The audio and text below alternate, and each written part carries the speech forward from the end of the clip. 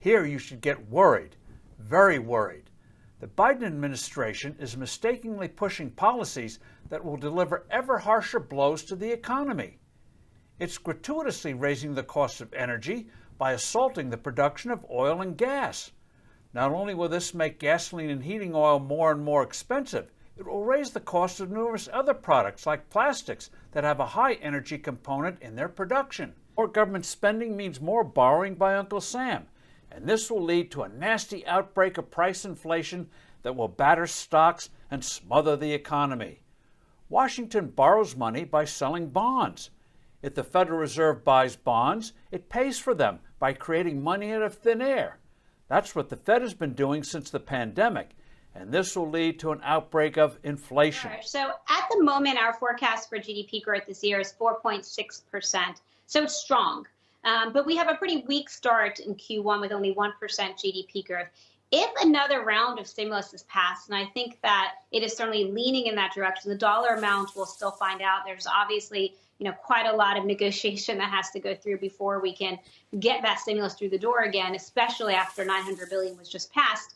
But if we get another round, call it in February or early March, that will then boost growth at the start of the year and provide an even bigger buffer to the consumer. And also remember right now that there's a lot of money already out there. There's over $1 trillion of what we would consider excess savings that's already outstanding. Now, there's distributional issues with that. A lot of it is kind of unintentional saving. The people who probably need the money most are not necessarily the ones that are sitting on those piles of cash. 140,000 jobs disappeared in December, the overall unemployment rate holding steady, while Black and Latino communities were hardest hit.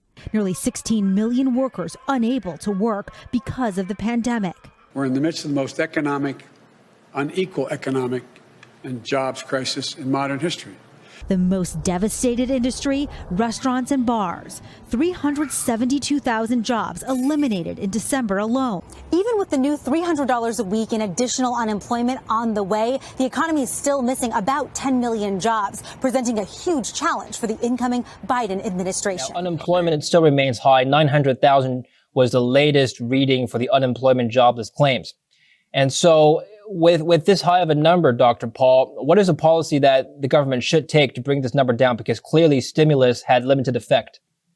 Well, the proper policy is really tough under these circumstances because the proper policy in a free market is just radically reduce the size and scope of government. But then you say, well, what would happen? Would the checks quit? Well, if you were going to do the right thing, they would have never been started, because you'd have to accept the principle that creating money and creating debt does not create more wealth. People think if they just print a lot of money and pass it out, the country will be wealthier. One of the things I've heard from economists is that the government wants inflation because that will just erode the value of the debt away. Do you agree with that? That's the only choice they have. Our government is not going to stiff them. They're not going to go default. There'll be some of that in the free market. Some people will be denied, but take student loans. The students have been told that they're never going to have to pay. They're not, and they're backing off. Why pay it? Because we're going to get excused, especially under Biden. So that debt will, be liquidated in the sense that they won't owe it anymore. But since the government guaranteed it, it's going to add to the national debt.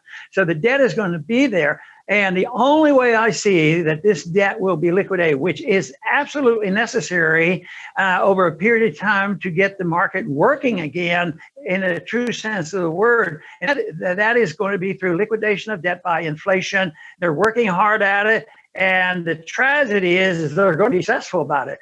Every day I get another article of prices have gone up, steel prices have gone up, and they've never admitted to the prices that have gone up before. That's why I think the country is going to get much, much poorer, and we will have to someday go back to the idea that savings and market interest rates helps decide what consumers do, what investors do, what entrepreneurs do, and instead of having all this malinvestment. Another very real possible disaster awaiting us is the Federal Reserve creating too much money to pay for Washington's unprecedented spending. If the Fed doesn't respond the right way, we're in for inflation and a surge of growth-killing interest rates. Taxes, inflation, smothering rules and regulations. All will be self-inflicted wounds.